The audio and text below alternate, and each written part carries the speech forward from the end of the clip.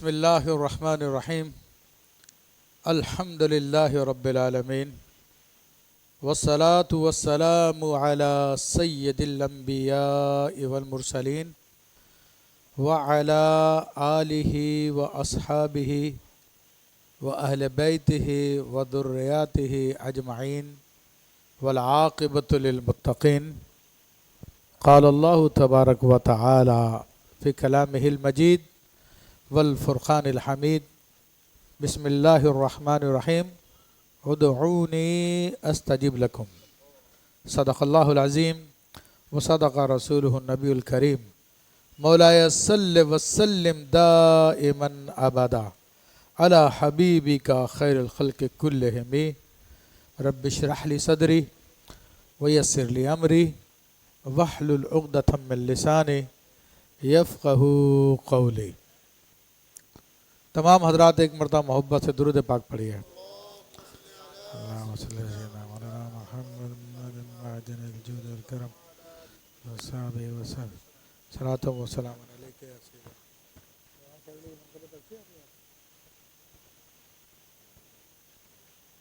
چلو وہ بھی آخر پہ جو مغرب سے پہلے وہ پڑھنے ہیں، ہاں سیٹنگ بنا لیں۔ معزز حاضرین کرام، کہ اس وقت آپ تمام حضرات اللہ تبارک و تعالیٰ کے فضل و کرم سے عالمی مرکزی زاویہ شاذلیہ میں تشریف فرما ہے، موجود ہیں، اور الحمدللہ آج ہمارے یہاں پر حزب البحر کی 3 روزہ زکوٰۃ جو ماہ اعتکاف ہے اس کا پہلے دن کی ابتدا ہوگی، مگر اس سے پہلے الحمدللہ یہ عرض کر دوں کہ اس وقت اس مسجد میں اولیاء کرام کا اجتماع موجود ہے، الحمدللہ رب العالمین، کہ کثیر تعداد میں پاکستان کے مختلف شہروں سے جید علماء کرام خاص طور پہ حزب البحر کے زکوٰۃ کے لیے تشریف لائے ہوئے ہیں، اور ان علماء کرام میں سے بعض وہ جو اپنے مدارس میں شیخ الحدیث ہیں، اور بعض وہ ہیں جو مفتی کا فریضہ انجام دے رہے ہیں، بعض وہ ہیں جو سال ہا سال سے مدرسین ہیں الحمدللہ رب العالمین، بعض نے اپنے مساجد میں اپنے علاقے میں الحمدللہ کام کو سنبھالا ہوا ہے اور دین متین کی خدمت میں مصروف ہیں، اور بڑی تعداد میں علماء کرام اس حزب البحر کی زکوٰۃ میں شریک ہے۔ حزب البحر کی زکوٰۃ تو اور جگہ پہ بھی ہوتی ہے، مگر الحمدللہ ہمارے یہاں پر بنیادی شرط جو ہم نے اس میں رکھی ہے کہ وہ باشرح ہو، اور اس کے ساتھ ساتھ الحمدللہ پھر علماء کرام تشریف لائے جو مختلف شہروں سے ہیں، تو چلا رحیم ایر خان کے علماء کرام تشریف لائے ہوئے ہیں، تو وہ کچھ عرض کرنا چاہ رہے ہیں، اللہ تعالیٰ جزائے خیر دے انہیں۔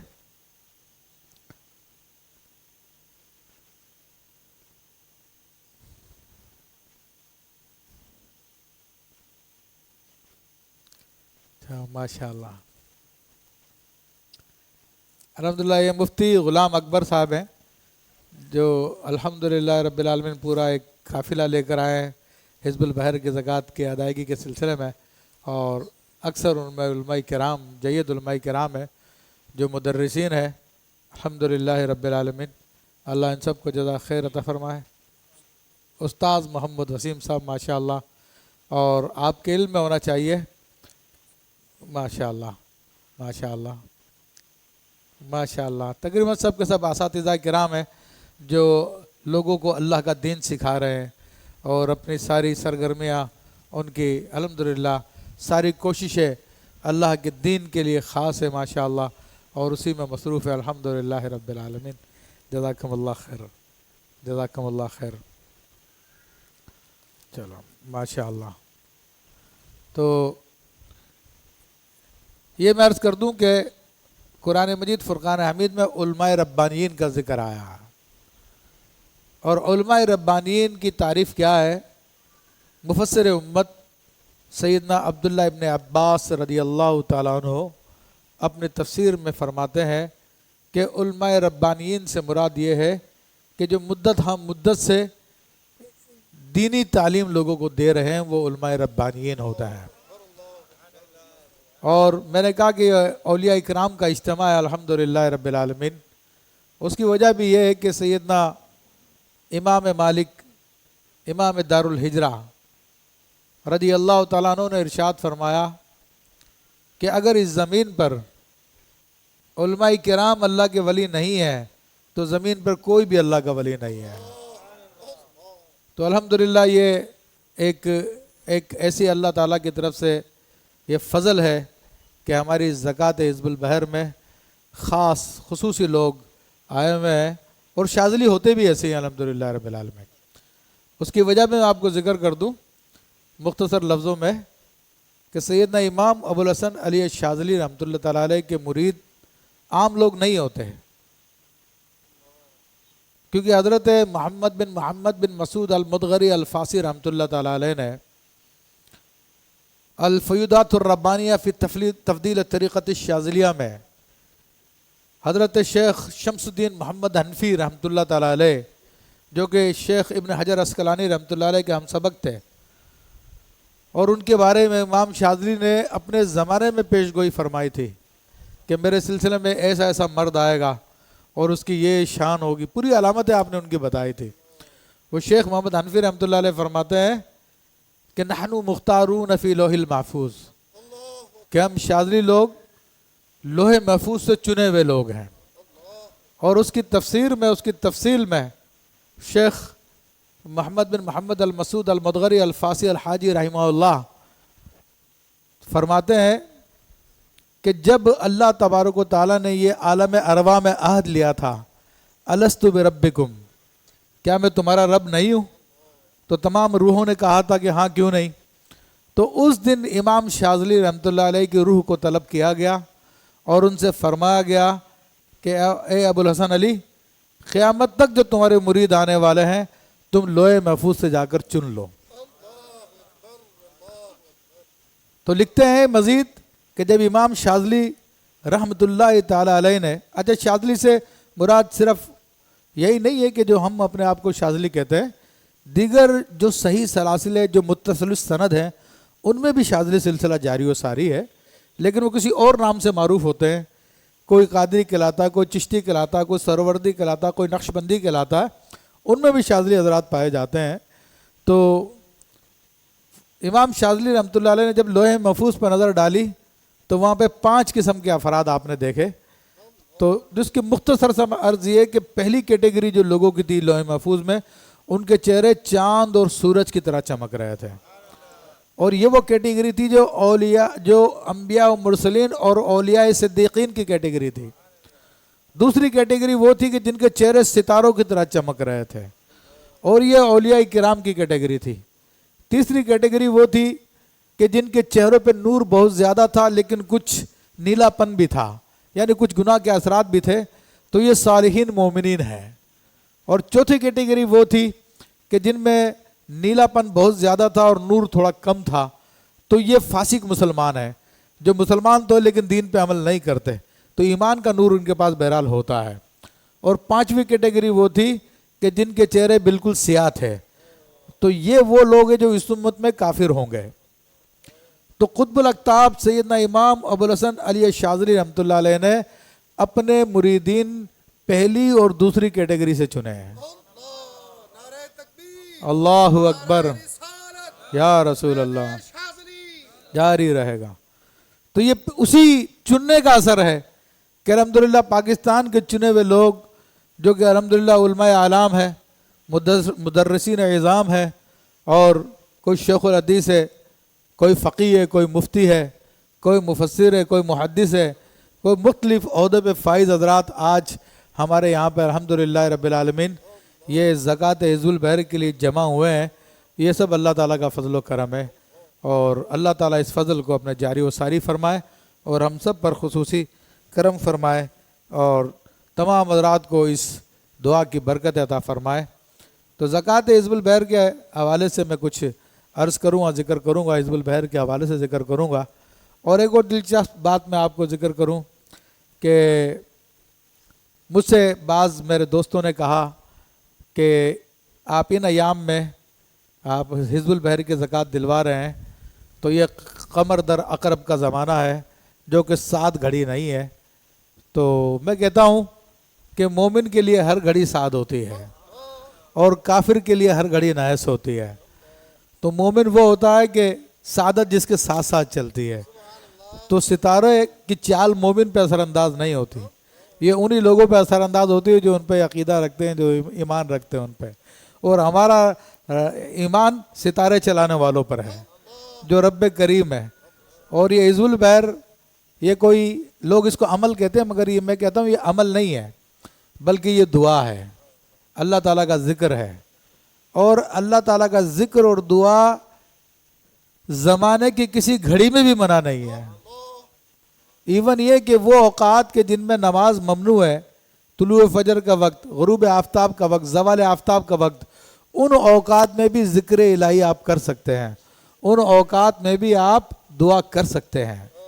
الحمدللہ رب العالمین۔ تو ہم یہاں پر جمع ہوئے ہیں، دعا کے لیے جمع ہوئے ہیں، جو بزرگان دین کا طریقہ ہے، اور یہ خوش بختی کی بات ہے جو لوگ بھی اس میں شریک ہو رہے ہیں کہ بزرگان دین نے لکھا اگر کسی دعا کو 27 مرتبہ دہرایا جائے تو اللہ تعالیٰ اس دعا کو قبول فرما لیتا ہے۔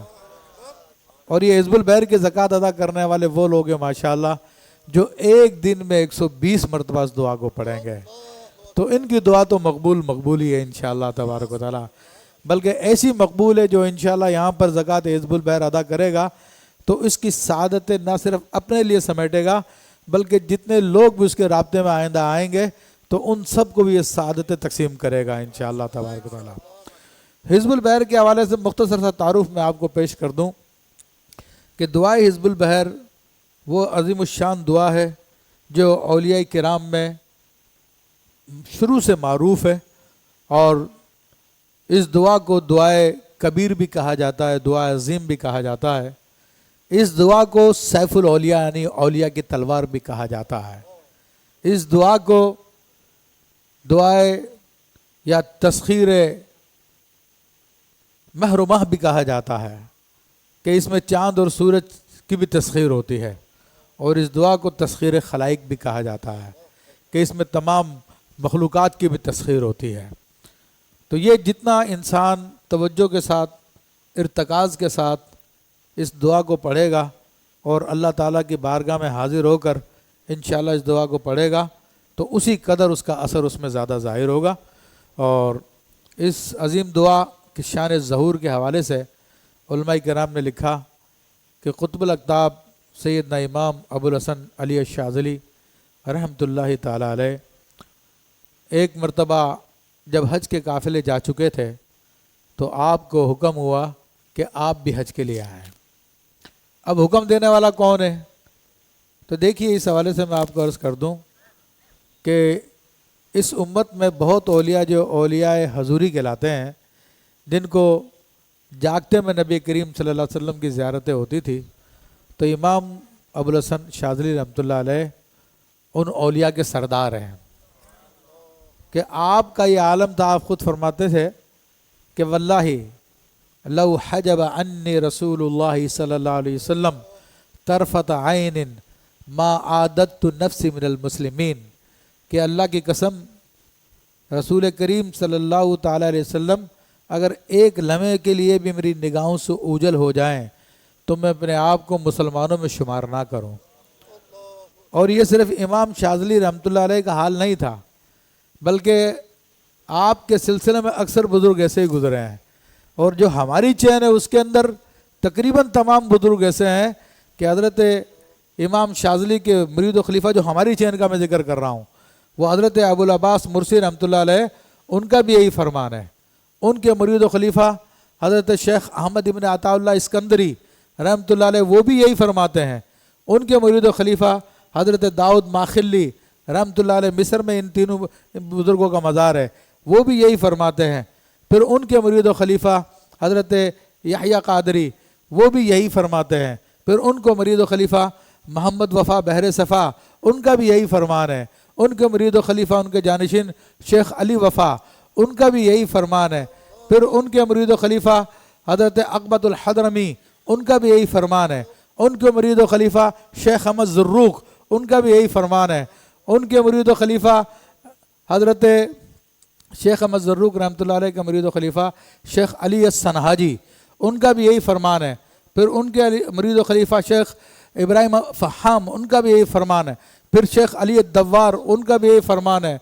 फिर शेख अली अद्दवार के बाद उनके मुरीद व खलीफा आते हैं सैयदना अब्दुर्रहमान शेख अबू यूसुफ शेख यूसुफ अल्फासी, वो भी यही फरमाते हैं। उनके मुरीद व खलीफा अब्दुर्रहमान अल्फासी, वो भी यही फरमाते हैं। उनके मुरीद व खलीफा शेख मोहम्मद बिन अब्दुल्ला अल-मान अल-अंदलसी, वो भी यही फरमाते हैं। उनके मुरीद व खलीफा कासिम अल-खस्सासी, वो भी यही फरमाते हैं। उनके मुरीद व खलीफा शेख अहमद बिन अब्दुल्ला मान अल-अंदलसी, वो भी यही फरमाते हैं। उनके मुरीद व खलीफा शेख अरबी बिन अहमद, वो भी यही फरमाते हैं। उनके मुरीद व खलीफा हज़रत अली अल जमल, वो फरमाते हैं मैं हर वक्त हर लम्हे देखता हूँ कि सरकार दो आलम सल्लल्लाहु अलैहि वसल्लम और आपके अशरा मुबशरा असहाब किराम मौजूद है और मैं उनकी खिदमत में हाजिर हूँ। उनके मुरीद व खलीफा शेख अरबी दरकावी रहमतुल्लाह अलैह, उनका भी यही मामला। नीचे तक ये सनद आप चले आइए इस सनद के अंदर। और उसके अलावा ये सिर्फ शाज़ली यही नहीं है, दलाइल खैरात के मुसन्निफ, उनका भी यही मामला। हज़रत अल्लामा जलालुद्दीन सयूती रहमतुल्लाह ताला, उनका भी यही मामला, वो भी हजूरी वाले बुजुर्गों में से है। हज़रत शेख मुहक्किक अब्दुल हक मुहद्दिस देहलवी रहमतुल्लाह अलैह, वो भी इन हजूरी वाले बुजुर्गों में से है। तो इस सिलसिले के जिन लोगों को उठा के देखें, आपको ऐसे लोग नज़र आएंगे जो बारगाह रिसालत सल्लल्लाहु अलैहि वसल्लम के मकबूल हैं। अल्हम्दुलिल्लाह रब्बिल आलमीन। तो आपको हुक्म हुआ कि आप आए हज के लिए, तो हर ज़माने में औलिया किराम के मुखालफिन भी होते हैं। तो उन्होंने मजाक उड़ाया कि हज के काफ़िले तो जा चुके हैं, इनको अब हुक्म हुआ है। तो बहरहाल आपने तैयारी का हुक्म दिया अपने मुरीदीन को और वो तैयारी करने लगे। जहाज़ लग गया, आप जहाज़ में सवार हो गए। और पहले चूँकि जहाज़ हवा के दोष पे चलते थे, तो हवा चूँकि मुखालिफ समत में चल रही थी, हवा जद्दे की तरफ नहीं चल रही थी बल्कि काहिरा की तरफ ही चल रही थी। तो इंतज़ार करने लगे कि हवा अपना रुख बदली करे, लेकिन एक हफ्ता गुजर गया, हवा ने अपना रुख बदली नहीं किया। तो क़ुत्बुल अक़ताब सैयदना इमाम अबुल हसन अली शाज़िली रहमतुल्लाह अलैह फरमाते हैं कि मेरे दिल में क़ल्क़ था कि ये क्या मामला, लेकिन मैंने ज़बान से इज़हार नहीं किया। तो इसी आलम में मुझे सरकार दो आलम सल्लल्लाहु अलैहि वसल्लम की ज़ियारत हुई और आप अलैहिस्सलातु वस्सलाम ने इरशाद फरमाया कि अबुल हसन ये दुआ पढ़ो। ये इमाम शाज़िली रज़ी अल्लाह ताला अन्हु को डायरेक्ट रसूलुल्लाह सल्लल्लाहु अलैहि वसल्लम ने ये दुआ अता फरमाई। देखिए इस सिलसिले के बड़े असरार है, बड़े रमूज़ हैं, जो लोग उससे वाकिफ़ नहीं हैं, डायरेक्ट रसूलुल्लाह सल्लल्लाहु अलैहि वसल्लम से लेते हैं। ख़ुद आपके शेख जो अब्दुस्सलाम इब्न मिशीश रहमतुल्लाह अलैह, जब सरकार दो आलम से ख़ास मौके पर आपकी अपनी हयात तैयबा में मुलाकात हुई, तो आपने अर्ज़ की कि या रसूलुल्लाह सल्लल्लाहु अलैहि वसल्लम जब आप मेराज पे गए थे तो अल्लाह ताला ने आपको तोहफ़ा अता फरमाया था, तो मैं आपकी खिदमत में हाजिर हूँ, मुझे भी तोहफ़ा अता फरमाइए। तो फिर नबी करीम सल्लल्लाहु अलैहि वसल्लम ने आपको सलात इब्न मशीश अता फरमाई थी, जो बड़े असरारों वाली दुरूद जो हमारे शजरे में शामिल है। तो इमाम शाज़िली रहमतुल्लाह ताला अलैह को जब हुक्म हुआ कि दुआ पढ़ो, तो आपने अपने मुरीदों को जमा किया और सब ने मिल के वो दुआ पढ़ी। उसके बाद आपने जहाज़ के कप्तान से कहा कि लंगर उठा दो, लंगर खोल दो।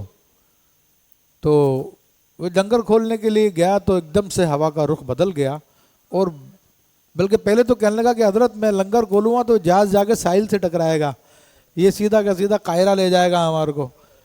तो आपने फरमाया तुम खोल दो जो भी बात है। जब वो गया खोलने के लिए तो एकदम से हवा ने अपना रुख बदल लिया और तेज़ किस्म की हवाएं शिद्दत के साथ जद्दा शरीफ की तरफ चलना शुरू हो गई। अब रस्सी टाइट हो गई, लंगर में गिरा लगी हुई थी, वो गिरा भी बहुत टाइट हो गई। तो बिलाखिर वो गिरा नहीं खुल सकी, लंगर को काटना पड़ा और फिर आप रवाना हुए। जब आपकी ये करामत देखी तो जहाज़ में जो कप्तान था वो ईसाई था, उसके दो बेटे थे वो भी ईसाई थे। तो उन दो बेटों ने जब ये देखी इमाम शाज़िली की करामत तो वो दोनों मुसलमान हो गए। अल्लाहु अकबर।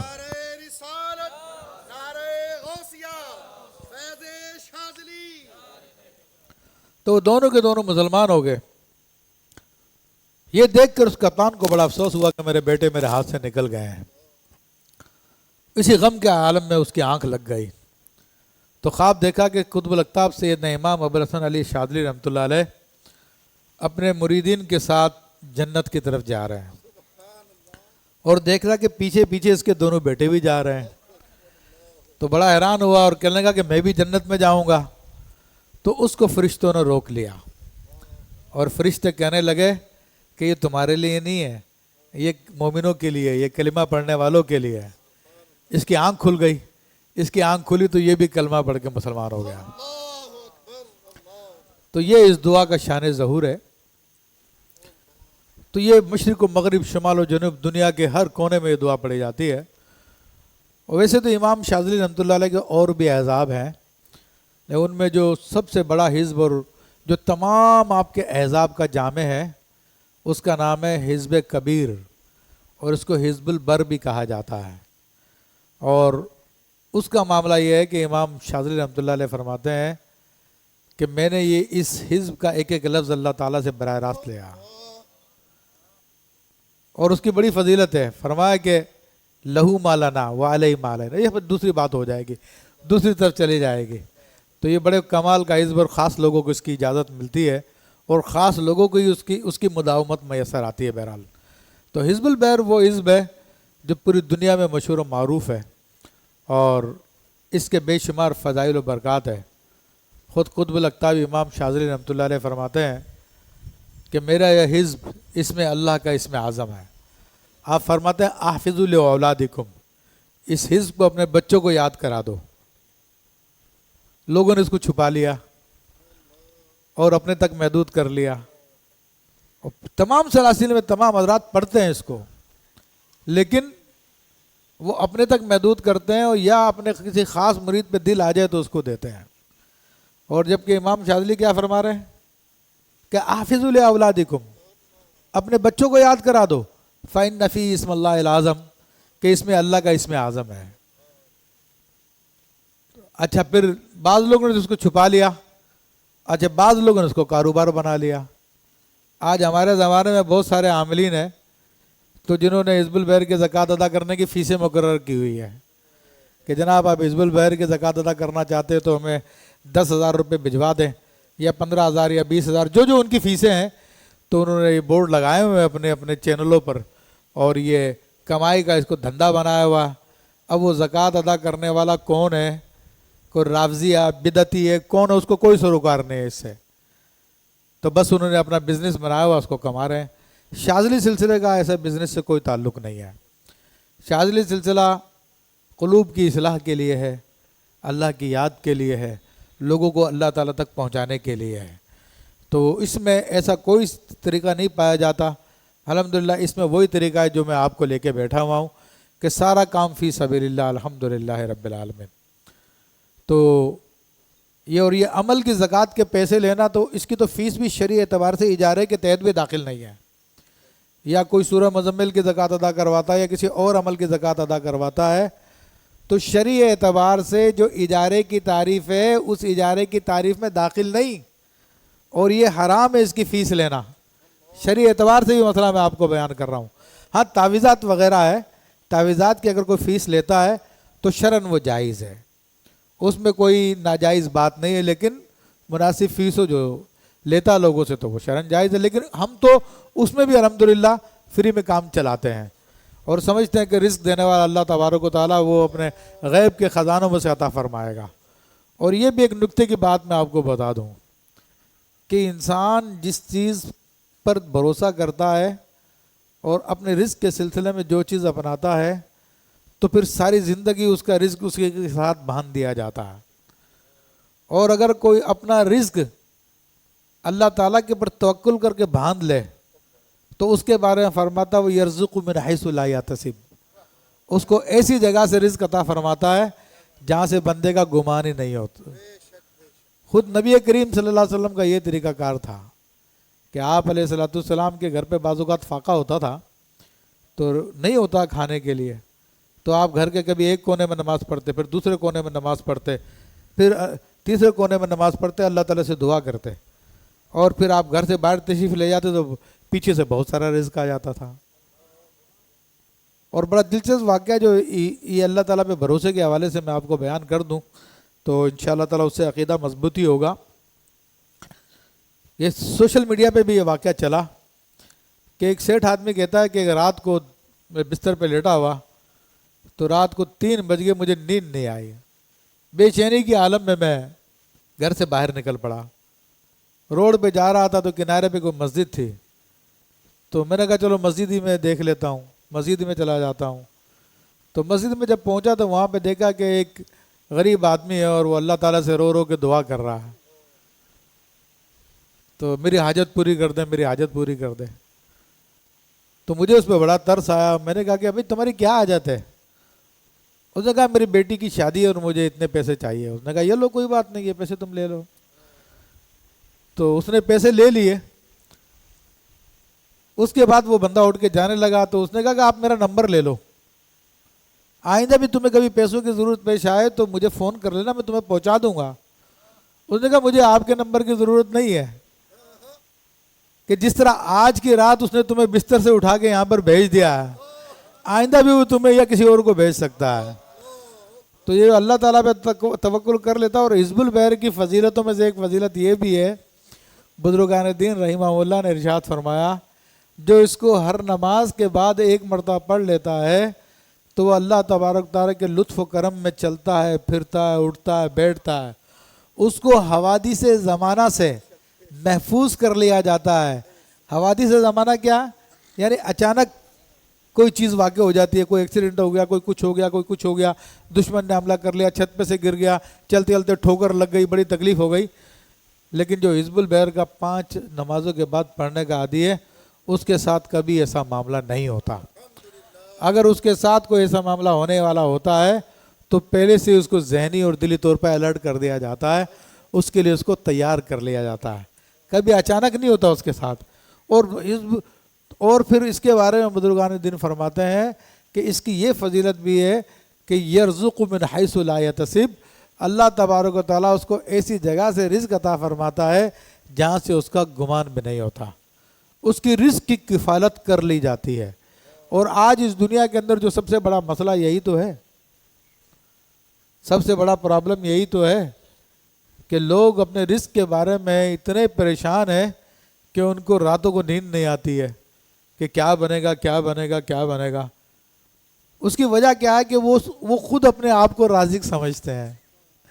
وہ سمجھتے ہیں کہ ہم رزق کمائیں گے تو رزق ملے گا ورنہ نہیں ملے گا. یہ ان کی سب سے بڑی غلطی ہے, کیونکہ رازق وہ ہے. وہ کہتا ہے وَمَا مِن دَابَّةٍ عَلَى الْأَرْضِ إِلَّا عَلَى اللَّهِ رِزْقُهَا, کہ زمین پہ جو بھی جاندار ہے اس کی رزق کی ذمہ داری اللہ پر ہے. اس نے ذمہ داری لے لی ہے تو پھر انسان کو پریشان ہونے کی ضرورت نہیں ہے. اس لیے شیخ احمد ابن عطا اللہ اسکندری رحمۃ اللہ تعالیٰ نے اپنے الحکم العطیہ میں ارشاد فرمایا اجتہادک فیما ضمن لک وتقصیرک فیما طلب منک دلیل علی انتماس البصیرۃ منک, کہ تیرا ان کاموں میں کوشش کرنا جو تیرے لیے گارنٹیڈ ہو چکے ہیں, یعنی تجھے مل کے رہیں گے, اور تیرا سستی کرنا ان کاموں میں جو تجھے کرنے کا حکم دیا گیا ہے, یہ اس بات کی دلیل ہے کہ تیرا دل اندھا ہو چکا ہے. اور آج یہی ہے کہ رزق کی گارنٹی اللہ تعالیٰ نے لی ہے, وہ دے گا اور صورت میں دے گا.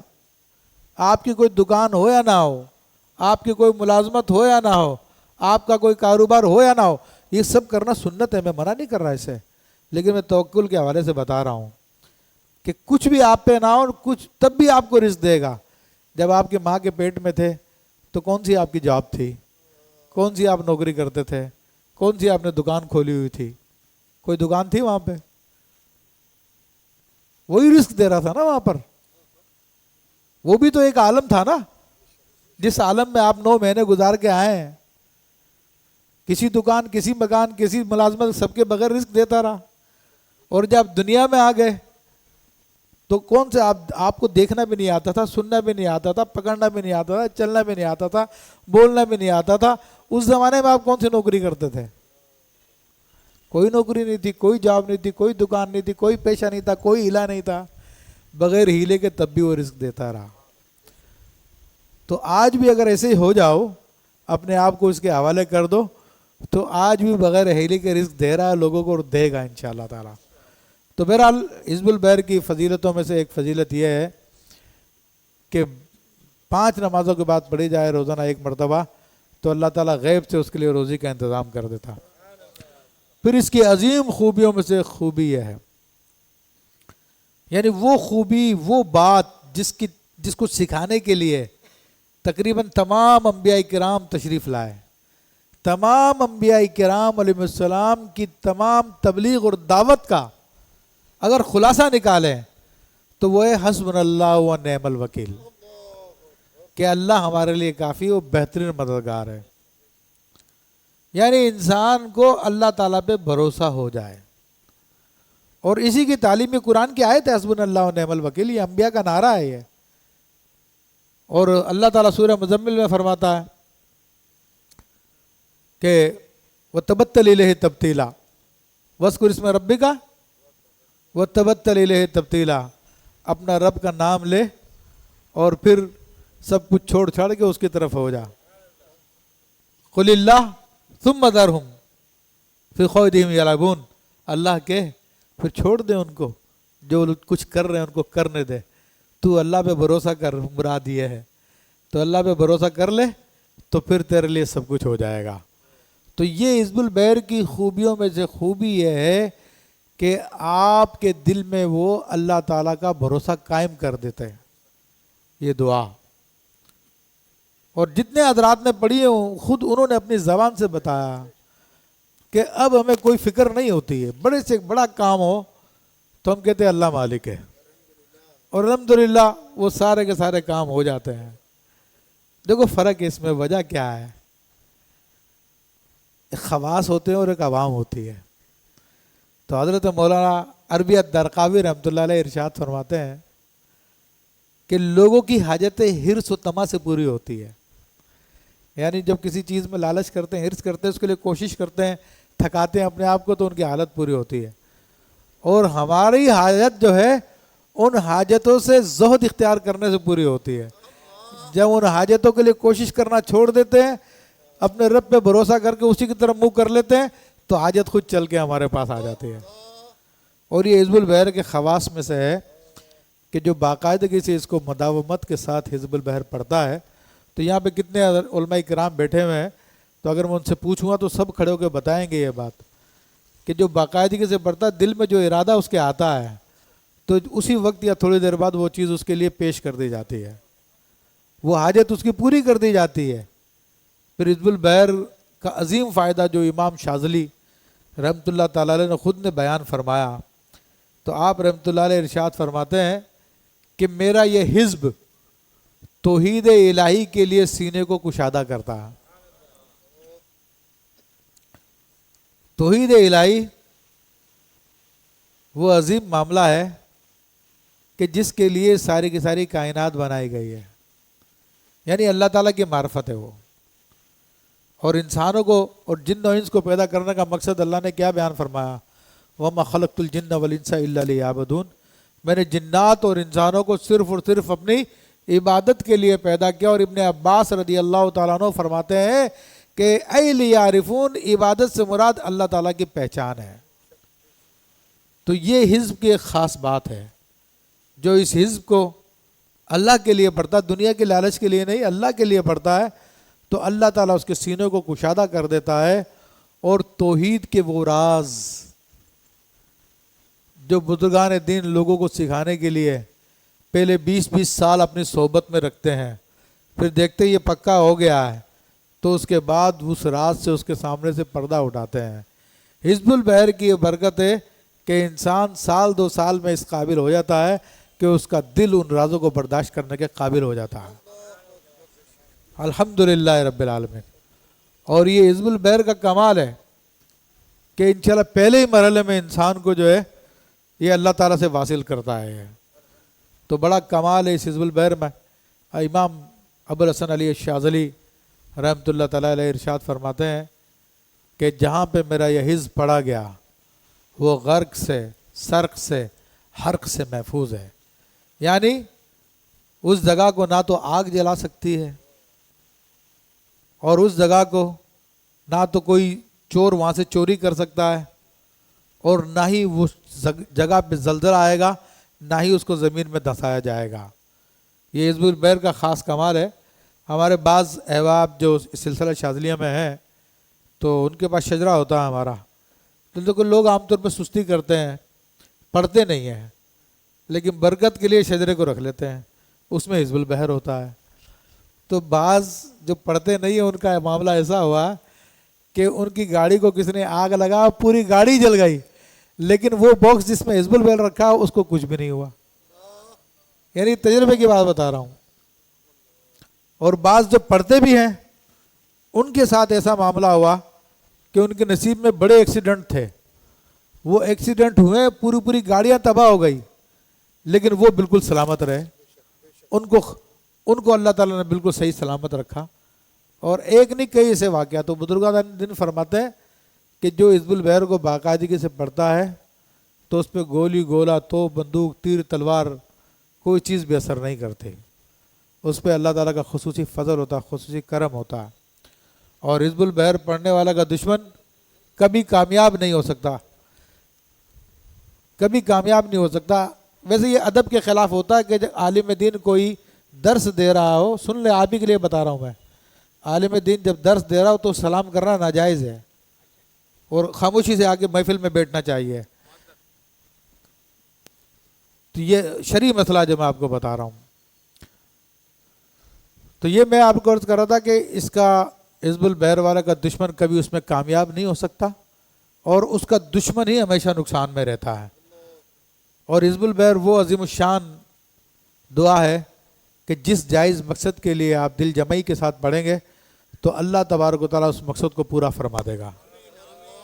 تو اس کے پڑھنے کے طریقے ہیں، تو اگر آپ آتے جاتے رہیں گے، صحبت میں رہیں گے، تو انشاءاللہ وہ طریقے بھی آپ کو تعلیم کیے جائیں گے انشاءاللہ تبارک و تعالیٰ۔ اس کے علاوہ حزب البحر کی عظیم فضیلتوں میں سے یہ ہے کہ الحمدللہ جو اس کو باقاعدگی سے پڑھتا ہے اس پہ جادو، جنات وغیرہ کوئی اثر نہیں کرتے، بلکہ اگر ہوں بھی تو انشاءاللہ وہ دفع ہو جاتے ہیں، بھاگ جاتے ہیں۔ تو یہ اس کی خاص خوبیوں میں سے ہے۔ اور حزب البحر کے عاملین سے یہ جنات وغیرہ خوف کھاتے ہیں، ڈرتے ہیں، کانپتے ہیں اس سے۔ حزب البحر کا عامل جو باقاعدگی سے اس کو پڑھنے والا ہوتا ہے، اگر وہ کہیں جائے تو جنات وہ جگہ چھوڑ کے فرار ہو جاتے ہیں۔ ایسے اس کی برکتیں ہم نے دیکھی ہیں۔ تو بڑا کمال کا یہ کی دعا ہے یہ، اور جن لوگوں کو یہ توفیق میسر آئی ہے، الحمدللہ خوش نصیب لوگ ہیں جن کو یہ توفیق میسر آئی ہے اور وہ حزب البحر شریف کی زکوٰۃ ادا کر رہے ہیں۔ تو ویسے تو اس کے فضائل و برکات بے شمار ہیں، لیکن چونکہ وقت کی قلت ہے ہمارے پاس، ابھی مغرب کی نماز بھی ادا کرنی ہے، لیکن آج چونکہ جمعرات کا دن ہے اور آج سے حزب البحر کی زکوٰۃ بھی شروع ہوگی، لیکن نماز مغرب کے فوراً بعد ہمارا ورد عام حزب جو شاذلیوں کا ہے وہ پڑھا جائے گا۔ اس سے تقریباً 12 سے 15 منٹ لگتے ہیں، تو اس کے بعد پھر آپ کے جو معمولات ہوں گے انشاءاللہ تعالیٰ وہ معمولات شروع کیے جائیں گے۔ اور بھی اگر کوئی کوشچنز وغیرہ ہوں آپ کو زکوٰۃ کے حوالے سے تو انشاءاللہ وہ میں آپ کو بتا دوں گا، لیکن نماز کے بعد انشاءاللہ تبارک و تعالیٰ حزب البحر جو ورد عام للشاذلیہ ہے وہ ورد پڑھا جائے گا۔ اور وہ ورد اتنا عظیم الشان ہے کہ حضرت سیدی عربیہ درقاوی رحمۃ اللہ علیہ فرماتے ہیں کہ جو اس ورد کا عادی ہو جاتا ہے تو اس کے لیے آسمان کے دروازے کھل جاتے ہیں، اللہ تبارک و تعالیٰ اس کو اپنا ولی بنا لیتا ہے، اس کے دنیا آخرت کے کاموں میں آسانی کر دی جاتی ہے۔ تو اسی پر میں اپنی گفتگو کو آج ابھی ختم کرتا ہوں۔ انشاءاللہ یہ نشست ہماری روزانہ عصر تا مغرب لگا کرے گی، اور اس کے اندر حزب البحر کا تعارف، حزب البحر کے استعمال کے طریقے، اس کے معنی وغیرہ دیگر چیزیں آپ کے سامنے بیان کیے جائیں گے انشاءاللہ تبارک و تعالیٰ۔ ابھی مغرب میں تقریباً 6-7 منٹ ہیں، تو میں حضرت علامہ مفتی راشد شاذلی صاحب سے درخواست کروں گا کہ وہ امام شاذلی رحمۃ اللہ علیہ کی ایک منقبت پڑھیں، کیونکہ جن کی بارگاہوں سے سب کچھ مل رہا ہے تو ان کا ذکر کرنا بھی یہ احسان شناسی ہے، اور یہ احسان شناسی الحمدللہ مومنین میں پائی جاتی ہے تو اس لیے حضرت علامہ ظہور قادری شاذلی کی لکھی ہوئی وہ منقبت ہے جو کہ مفتی راشد شاذلی صاحب پڑھیں گے انشاءاللہ تبارک و تعالیٰ۔ رخ سے ہے بے گماں بوالحسن شاذلی، رخ سے ہے بے گماں بوالحسن شاذلی، نور حق کا عیاں بوالحسن شاذلی، رخ سے ہے بے گماں، مل کر رخ سے ہے بے گماں بوالحسن شاذلی، نور حق کا عیاں بوالحسن شاذلی، ابن حضرت علی شان مولا حسن، ابن حضرت علی شان مولا حسن، ابن حضرت علی شان مولا حسن، فاطمہ کی ہے جان بوالحسن شاذلی، فاطمہ کی ہے جان بوالحسن شاذلی، نور حق کا عیاں بوالحسن شاذلی، یک نگاہ کرم سیدہ پیر ماں، یک نگاہ کرم سیدہ پیر ماں، یک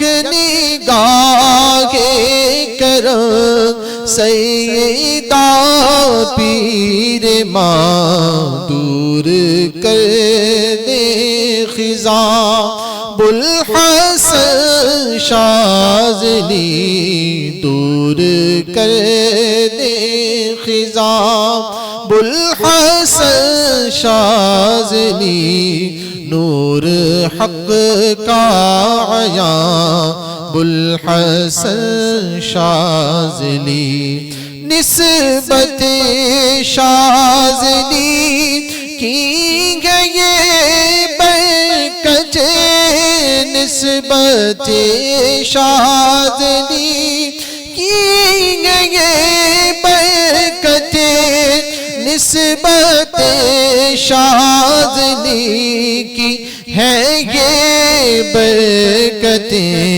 ہے غموں سے امان بوالحسن شاذلی، ہے غموں سے امان بوالحسن شاذلی، نور حق کا عیاں بوالحسن شاذلی، گرچہ بدکار ہوں ان سے منسوب ہوں، گرچہ بدکار ہوں ان سے منسوب ہوں، گرچہ بدکار ہوں ان سے منسوب ہوں، میں کہاں